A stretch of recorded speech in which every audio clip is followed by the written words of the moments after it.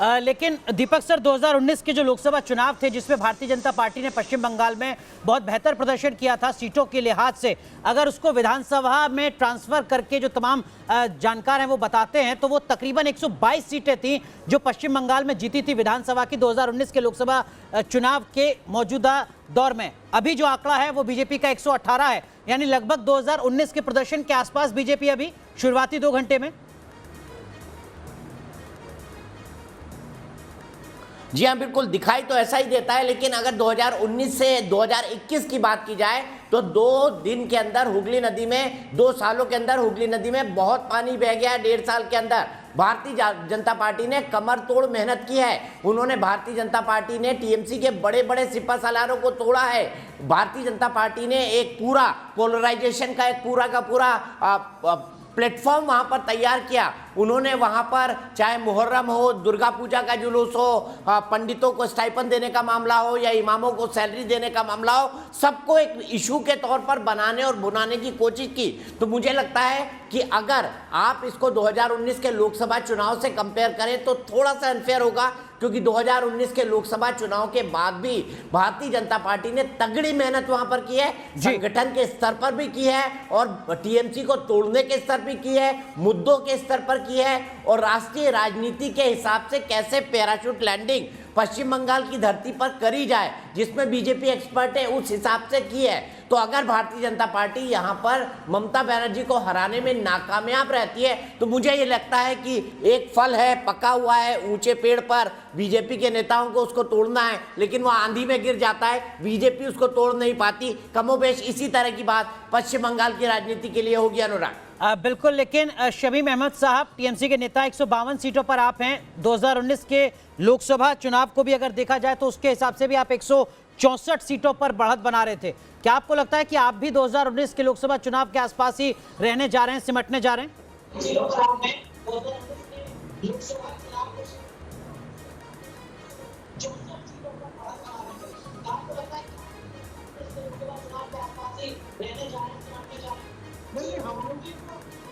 पूरे 180 के आंकड़ा हम लोग पार करने वाले हैं। अभी आप शुरुआती दौर में जब देखे थे तो लग रहा था कि बराबर बराबर लोग चल रहे हैं, लेकिन उस वक्त अभी देखिए पार्टी के हालात बदलते गए और भी 2-3 लोग जाने टीएमसी 180 के ऊपर पा रही है, 180 के ऊपर पार करके ममता बनर्जी की बात मुख्यमंत्री बनेगी। पहला हो गया है, घोषणा होना बाकी है।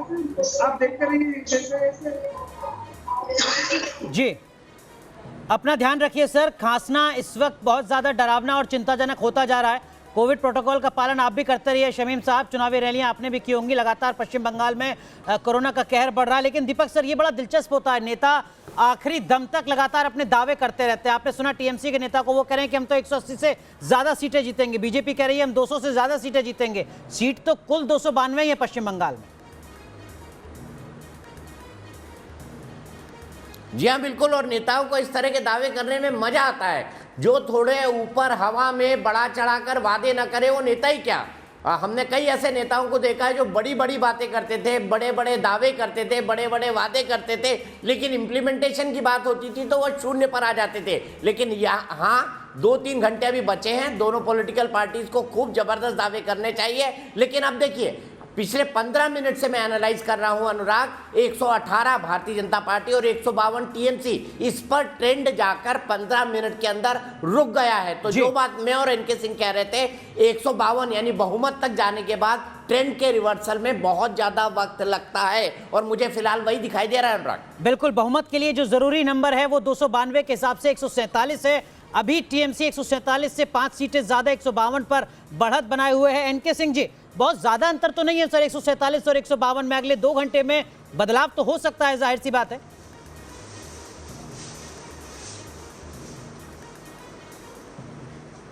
नहीं, मतलब आप इस तरह लेंगे तो बदलाव तो बिल्कुल हो सकता है, लेकिन चांसेस एक जो जनरल एनालिसिस एनके सर माफ कीजिएगा, मैं आऊंगा आपके पास। इस वक्त की एक और अपडेट आ रही है नंदीग्राम से, माफ कीजिएगा आपको रोक रहा हूं सर। शुभेंदु अधिकारी से ममता बनर्जी इस वक्त भी पीछे चल रही हैं और अब वोटों का जो आंकड़ा है वो 7000 का हो चुका है। 7000 वोट से पीछे चल रही है ममता बनर्जी इस वक्त नंदीग्राम में। इस वक्त की बड़ी खबर हम आपको बता रहे हैं, नंदीग्राम में ममता बनर्जी 7000 वोटों से पीछे चल रही हैं शुभेंदु अधिकारी से। लगातार इस तरीके की खबरें सामने आ रही हैं। और इनके सर, अगर यही जो फासला है वो और ज्यादा बढ़ता है तो बड़ी चुनौती टीएमसी के मनोबल पर, ममता बनर्जी के मनोबल पर। शुभेंदु अधिकारी 7000 वोटों से आगे चल रहे हैं ममता बनर्जी से।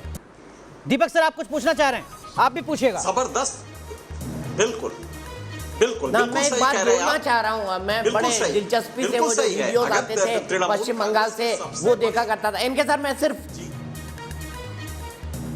जी कहिए दीपक सर, कहिए। इनके सर आप कंप्लीट करिए, फिर मैं बोलता हूँ। मेरे पास एक ऑब्जर्वेशन है पॉइंट करने का। इनके सर आप बोलिए प्लीज। इनके सर कहें।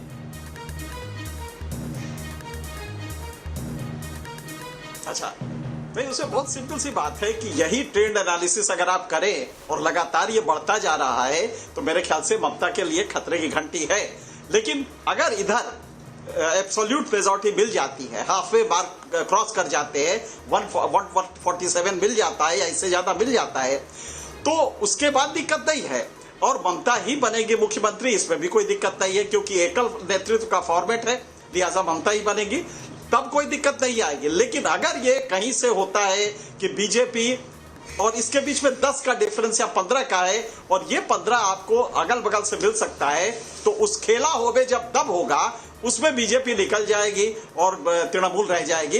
लेकिन अब लगता नहीं है। जो ट्रेंड एनालिसिस मैं देख पा रहा हूं, ममता जी अगर यहां से देखें आप तो नंदीग्राम से लूज करने जा रही हैं, ये अब कहा जा सकता है क्योंकि ये गैप लगातार मेंटेन हो रहा है। फिर भी आधे घंटे और आप देख लें तो मैं दावे से कह सकता हूं कि आधे घंटे में बिल्कुल क्लियर हो जाएगा कि ये कहां जा रहा है। हमारे साथ भारतीय जनता पार्टी के प्रवक्ता आरपी सिंह साहब भी जुड़ चुके हैं। दीपक सर, आप अपनी ऑब्जर्वेशन साझा कीजिए।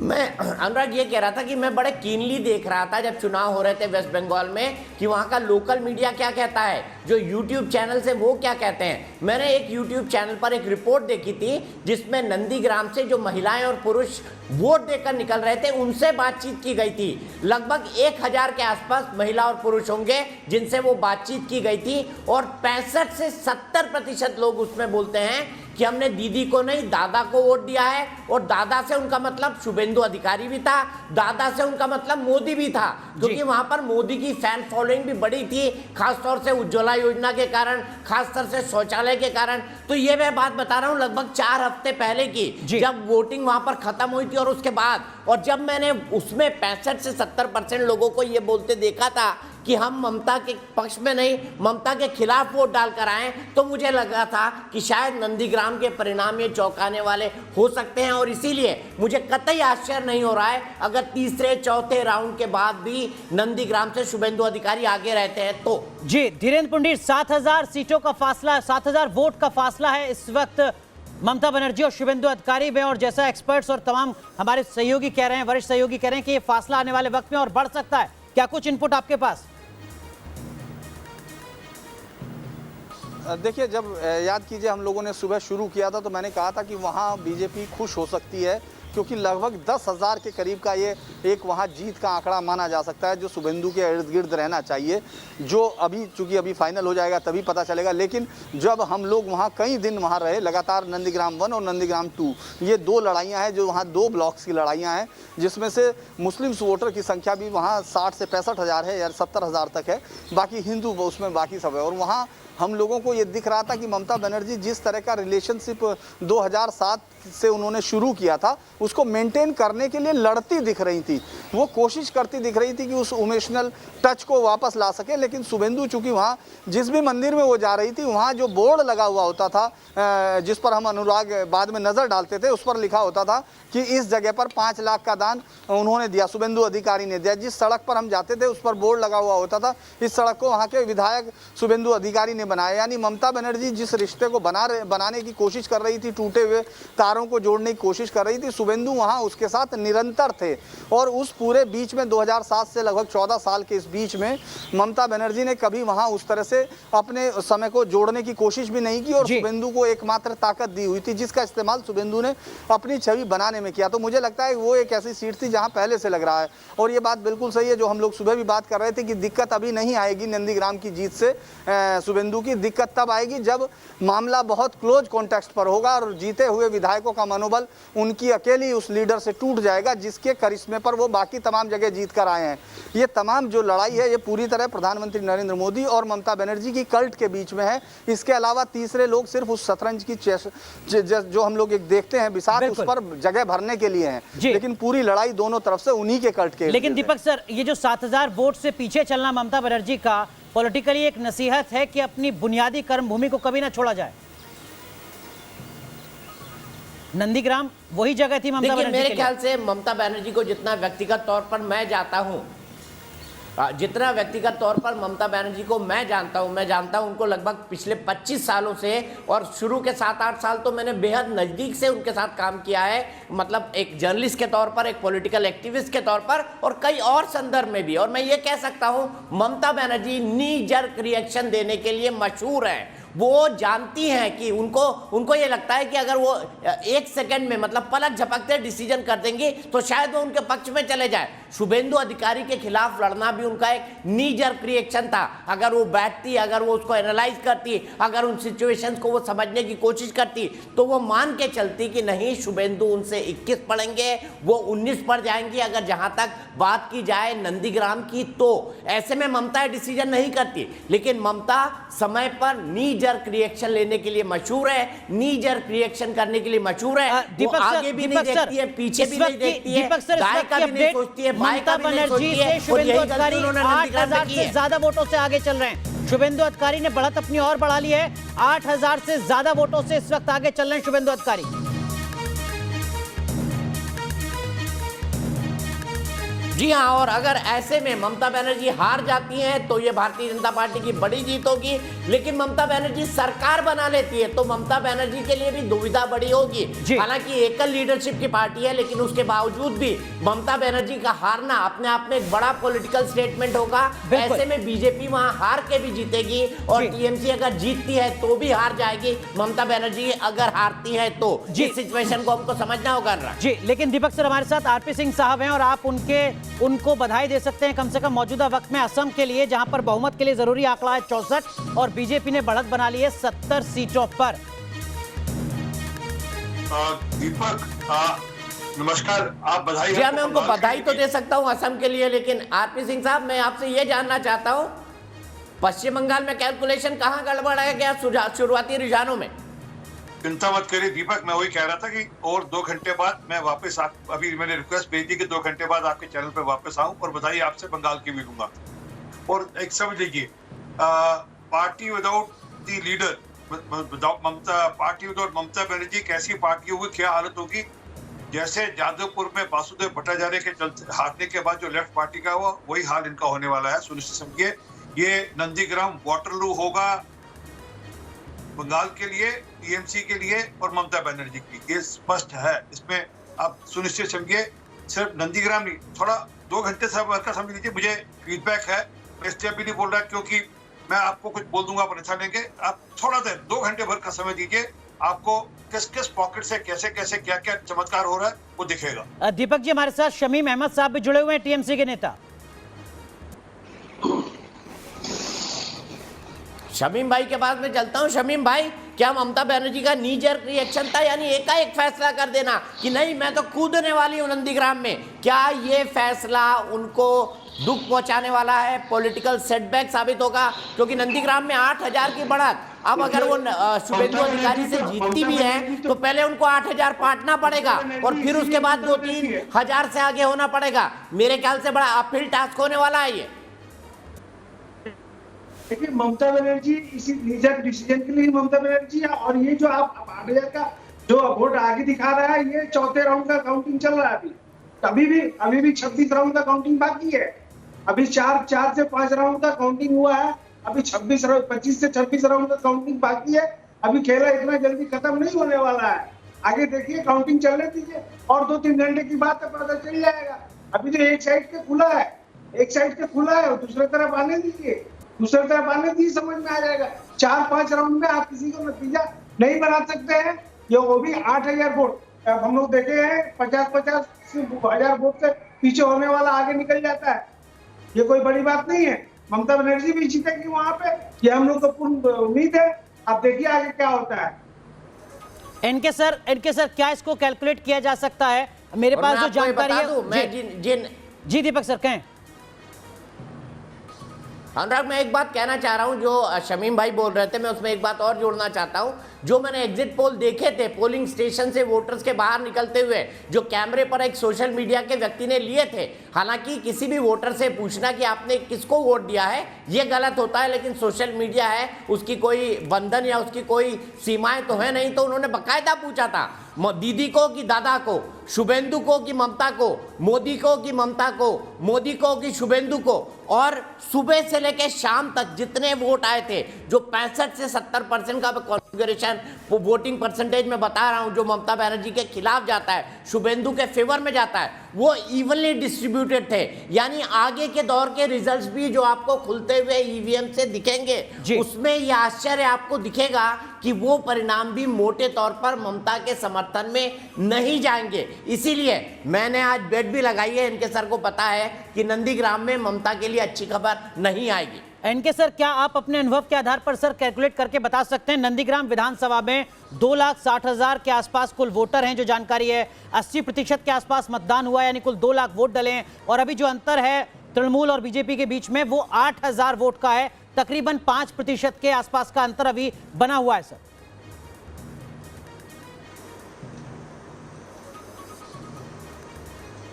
देखिए अनुराग, इसमें दीपक जी के फॉर्मुलेशन में 2 कमजोरियां हैं। सोशल मीडिया का जो उन्होंने देखा है, उनको ये नहीं मालूम है कि उसने नेगेटिव वाला कितना सप्रेस किया है। जो ममता के फेवर में था उसको उसने कितना सप्रेस किया है और सेलेक्टिवली उतना ही दिखाया है। इसलिए उसमें ओपिनियन दीपक जी ऐसा सीनियर जर्नलिस्ट बनाएगा तो मुझे लगता है कि थोड़ा फ्लॉड होगा। पहला तो ये। दूसरा, नंदीग्राम में अगर ये परसेप्शन था जनता का तो पूरे बंगाल में भी होना चाहिए भाई। वही उज्ज्वला तो बाकी जगह भी बटा है ना, लेकिन ये एक्चुअली डेवलपमेंट प्लान पे इलेक्शन हुआ ही नहीं है। ये तो कम्युनल कंसोलिडेशन, और बहुत साफ है उसमें कि आप अगर ममता ने इतने दिनों में अपीसमेंट किया है, लेफ्ट पार्टीज ने किया है, तो रिजल्टेंट कंसोलिडेशन होगा। इसमें कहीं कोई समझने की बात ही नहीं है। ऑब्वियस है ये कि भाई दूसरी कम्युनिटी जो है वो नाराज होके होगी ही।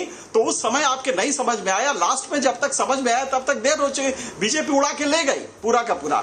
और लॉस ममता का काफी है, क्योंकि अगर बीजेपी 2019 की टैली तक अपने को स्टैंड करा लेती है या 1-2 कम रहती है स्टेट इलेक्शन में, तो सीधी सी बात है कि लॉस ममता का हो रहा है। ठीक है, सरकार बन जाएगी वो अलग बात है। तो मेरे ख्याल से इन दोनों फॉर्मुलेशंस को देखा जाए और अभी तक जो ट्रेंड आए हैं, ये जो 5% का अंतर, कुल वोट में 5% का अंतर, मैं हारने को तैयार हूं दीपक जी से। सर एनके सर दीपक सर माफ कीजिएगा, आपको रोक रहा हूं। इस वक्त की बड़ी खबर सामने आ रही है, कैलाश विजयवर्गीय क्या कह रहे हैं सुनाते हैं। शाम तक ही स्थिति स्पष्ट होगी, पर हम 3 से प्रारंभ हुए थे और हमें चुनौती ये दी गई थी कि 100 सीट भी नहीं आएगी। हमने 100 का आंकड़ा पार कर लिया और हम आगे बढ़ रहे हैं और अब मैजिक नंबर है वो भी पार करेंगे। प्रशांत किशोर ने जो चैलेंज किया था, अब क्या कहना चाहेंगे उसके ऊपर से? वही मैं कह रहा हूँ कि ममता जी ने भी कहा था कि 100 सीट नहीं आएगी, हम 100 सीट क्रॉस कर चुके हैं। नंदीग्राम को लेकर क्या कहें? शुभेंदु अधिकारी जिस तरह से वो आगे बढ़ रहे हैं, तो कैलाश विजयवर्गीय को आप सुन रहे थे। दीपक जी वो करें 3 से 100 के पार तो हमने पहुंचा दिया है, 2 घंटे इंतजार करो। एक बात ईमानदारी के साथ कैलाश विजयवर्गीय जी के बारे में कहनी पड़ेगी। जितने भी एग्जिट पोल चल रहे थे, तब मैंने सब में कैलाश विजयवर्गीय का इंटरव्यू और कमेंट देखा था। उसमें उन्होंने बाकायदा माना था कि हम 200 सीट तक नहीं पहुंच रहे। तो अब की बार 200 पार का जो नारा था भारतीय जनता पार्टी ने, उस पर उन्होंने उसी दिन विराम लगा दिया था। इसलिए आज जो कैलाश विजयवर्गीय बोल रहे हैं वो बहुत संभल कर, सतर्क होकर बोल रहे हैं। मैजिक नंबर क्रॉस करने की बात कर रहे हैं, कोई बड़े बड़े दावे नहीं कर रहे हैं, क्योंकि जन्नत की हकीकत अब बीजेपी को भी पता लग गई है। उनको पता है कि आखिरी के 3 फेजेस में उनके लिए मामला उतना पॉजिटिव नहीं रहा है जितनी उनको उम्मीद थी। दूसरी बात, मैं जो सोशल मीडिया की बात कर रहा था, सोशल मीडिया में मैंने सर 40% कंसेशन इस बात का दिया हुआ है कि जो आदमी इंटरव्यू कर रहा था वो घोर मोदी विरोधी है, अगर उसके बस में चले तो वो सब वोटर से पकड़ के बुलवाता कि नहीं मैंने ममता को वोट दिया है। अब चूंकि उसके कैमरे पर यह कहा गया है कि नहीं हम तो शुभेंदु अधिकारी को वोट दे के आए हैं, तो मैं 30% का कंसेशन और उसके अंदर मान लेता हूं और तब मैं 60 से 65% लोगों के बारे में बोल रहा हूं। तो वो कैलकुलेशन मैंने प्लस माइनस का एरर कैलकुलेशन करके रखा हुआ है वहां पर। इनके सर बिना नाम पूछे बताइए सर।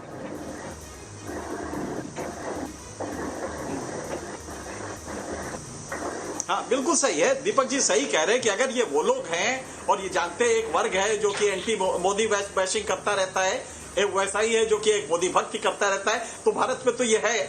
लेकिन अगर उन लोगों को लिया है दीपक जी ने तो बिल्कुल सही है उनका एनालिसिस कि तब मैसिव ये वो होगा, जो ममता जी की हार होगी वो काफी जबरदस्त होगी, क्योंकि अगर ये परसेप्शन रहा है तो सीधी सी बात है कि ये ट्रेंड अभी बढ़ेगा और ये लगातार वाइडन होता है, ये गैप जो है ये बढ़ता जाएगा। और बिल्कुल दीपक जी सही कर, और मैं हारने को तैयार हूं इसके ऊपर।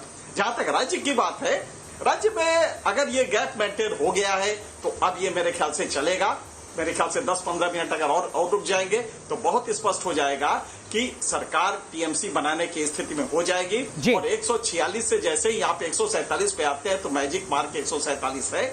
और चूंकि 2/3 मेजॉरिटी से पार्टियां टूटती हैं तो अब तृणमूल ऐसी बड़ी पार्टी को कोई तोड़ नहीं सकता, बीजेपी को कोई तोड़ नहीं सकता। तो जो छोटी पार्टियां हैं अगर नैरो गैप होता तो तोड़ लेती, लेकिन जिसका एब्सोल्यूट मेजॉरिटी आ गया है उसके बाद तो स्टेबल सरकार है, बहुत ही मजबूत सरकार रहेगी। इसलिए मुझे लगता है कि अगर ये आधे 10-15 मिनट और रह गया तो मुझे लगता है कि तब हम लोग ये कह सकते हैं कि कौन सी पार्टी आने जा रही है। आरपी सिंह साहब आप कुछ कहना चाह रहे हैं, मैं आपका भी रुख करूंगा, लेकिन उससे पहले दीपक सर थोड़ा फैक्टर्स को समझने की कोशिश करता हूं आपसे भी। पश्चिम बंगाल में जो अल्पसंख्यक वोटर है, खासकर जो मुस्लिम वोटर है, उसको आप किस तरीके से देख रहे हैं 2.5 घंटे की इस काउंटिंग के बाद? 155 टीएमसी, 121 बीजेपी।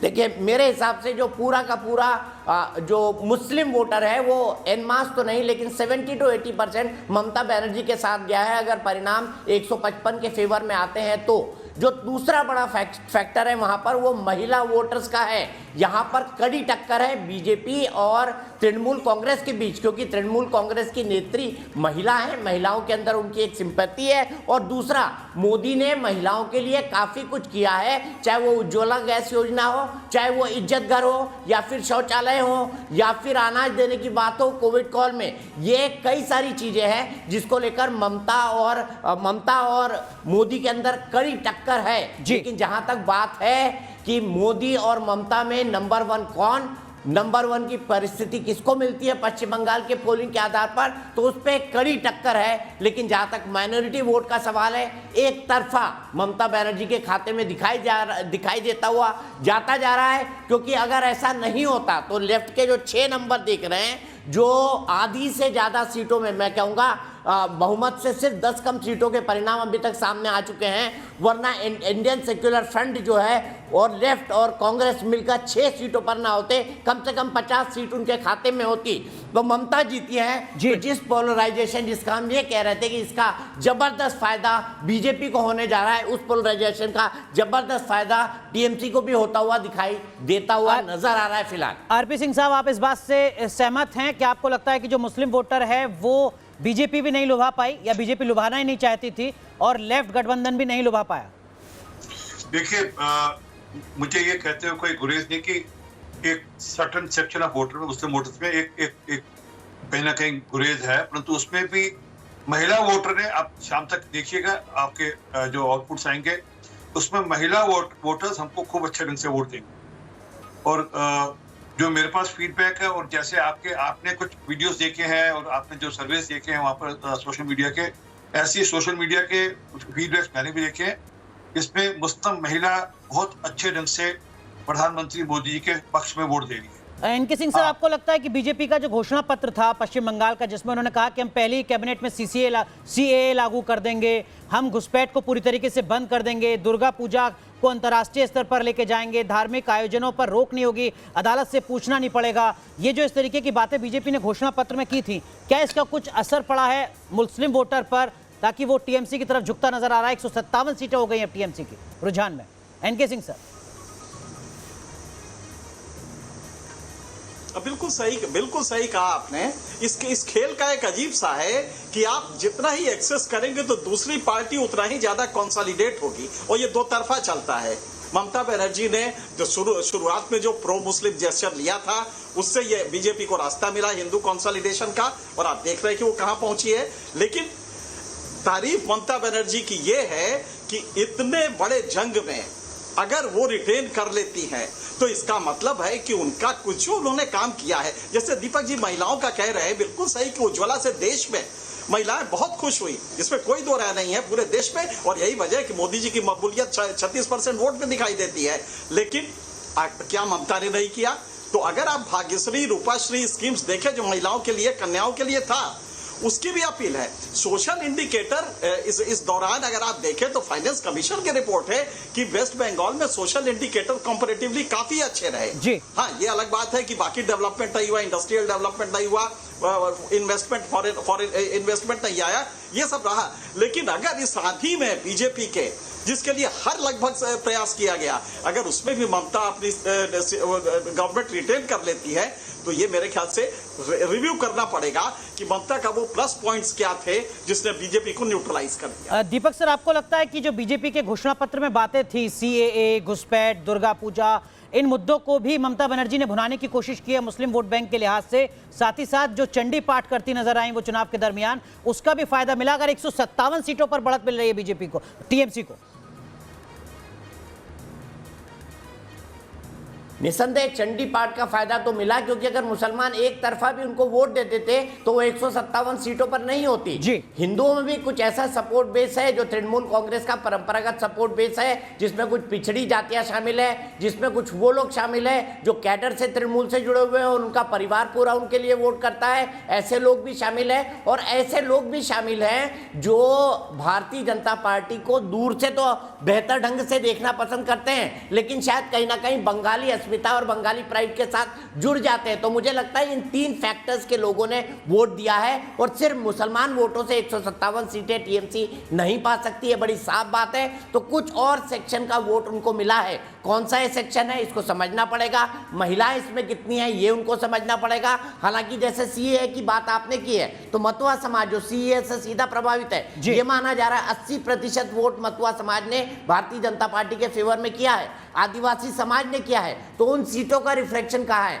तो मुझे लगता है थोड़ी देर इंतजार करना चाहिए। 121 157 हो चुके हैं, अभी भी परिणामों के आने में जो समय है, उसका जो समय लग रहा है उसका हमें इंतजार करना चाहिए और देखना ये होगा कि ये क्या रिवर्सल होता है। क्योंकि अगर ऊपर से वोट बैंक का कैलकुलेशन किया जाए तो ऐसे में बीजेपी का अपर एज दिखाई देता है, लेकिन अगर अपर एज निगेटिव एज में कन्वर्ट हो रहा है तो उसके पीछे के क्या कारण है इसको भी हमको एनालाइज करना पड़ेगा। लेकिन वो हम तभी कर पाएंगे जब ये आंकड़ा कहीं जाकर ठहर जाता है। अभी भी मुझे लगता है इसमें फेरबदल होने के कुछ चांसेस हैं। अनुराग, आरपी सिंह साहब, आप क्या कहेंगे इस मुद्दे पर सर, धर्म के आधार पर वोटर्स?